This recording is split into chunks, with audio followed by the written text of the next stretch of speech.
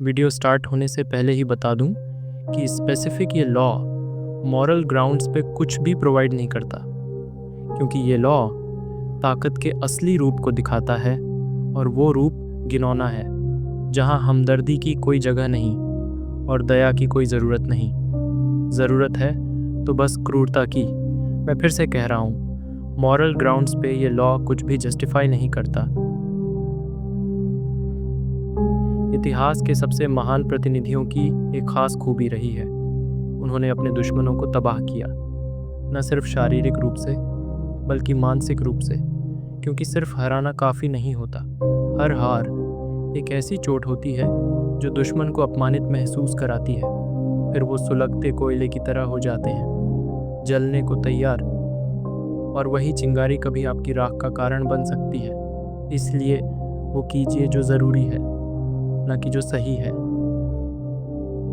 सन 625 में जन्मी वू चाओ अपने हुस्न और चालाक दिमाग के दम पर राजा ताइसुन की रखेल बन जाती है, लेकिन वो जानती है कि रखेलों की दुनिया भी कोई सुरक्षित जगह नहीं है। इसलिए वो नज़र डालती है राजा के बेटे काउटसंग पर और धीरे धीरे अपने हुस्न और दिमाग से उसे वश में कर लेती है। राजा की मौत के बाद काउटसंग राजगद्दी पर बैठता है।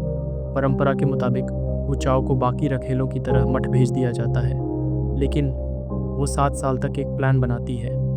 फिर राजा की पत्नी से दोस्ती करती है और उसी के जरिए दोबारा हरेम तक पहुंचती है। अब की बार वो चालाकी से खेल खेलती है, एक तरफ महारानी की चापलूसी, दूसरी तरफ राजा के बिस्तर तक पहुंचना। फिर वो दिन आता है जब वू चाओ एक बेटे को जन्म देती है। महारानी खुद उस बच्चे को देखने आती है और उसके जाने के बाद वू चाओ खुद अपने बच्चे को मार देती है। शक जाता है महारानी पर। राजा उसे दोषी मानता है और मौत की सज़ा दे देता है। कुछ हफ्तों में वू चाओ महारानी बन जाती है। अब वू चाओ सिर्फ रखेल या महारानी नहीं थी, वो थी एम्प्रेस वू चाओ। लेकिन फिर भी उसके अंदर भय था, दुश्मन थे और तख्त की भूख अब भी अधूरी थी। जब उसे पता चला कि उसकी भतीजी राजा की खास बन रही है, तो उसने उसे भी जहर देकर मार दिया। एक एक करके उसने अपने बेटों को भी शतरंज की तरह इस्तेमाल किया। किसी को जहर दिया गया, किसी को एग्जाइल और किसी को गद्दी से हटा दिया गया।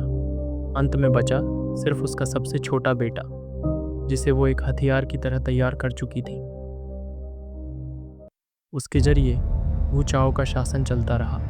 फिर आया वो मोड़ जब वू चाओ ने खुद को बुद्ध का अवतार घोषित किया। अब वो सिर्फ महारानी नहीं, एक दैवी सत्ता बन चुकी थी, चीनी इतिहास की इकलौती महिला जिसने एम्परर का आधिकारिक दर्जा पाया। लेकिन क्या ये सब उसकी भूख का अंत था?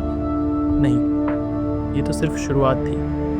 उसके अंदर एक भूख पैदा हो चुकी थी, एक ऐसी भूख जो सिर्फ जीत चाहती थी हर कीमत पर। इस भूख ने उसे राक्षस बना दिया, एक ऐसा राक्षस जो न नियम देखता है, न नैतिकता, न दया, न करुणा।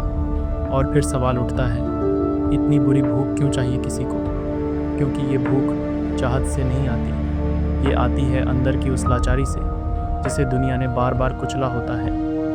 ये भूख उनमें जन्म लेती है जिनकी अपेक्षाएं उनकी औकात से बड़ी होती है, जो जानते हैं दुनिया का एक ही नियम है कि कोई नियम नहीं है। और अंत में power is given to those who dare to lower themselves and pick it up, क्योंकि ताकत एक गिरी हुई चीज़ है और अगर आपको उठानी है तो आपको भी गिरना पड़ेगा।